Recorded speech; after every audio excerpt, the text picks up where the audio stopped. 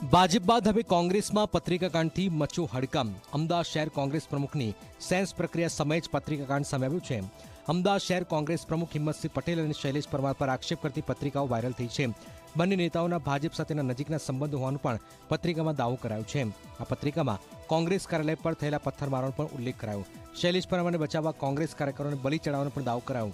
અમદાવાદ શહેર ભાજપ પ્રમુખ ધારાસભ્ય અમિત શાહના પુત્ર અને કોંગ્રેસના શૈલેષ પરમારનું નામ ફરિયાદમાં ન લખવામાં આવે તેવું સમાધાન કરાવ્યું હોવાનું પણ પત્રિકામાં ઉલ્લેખ છે।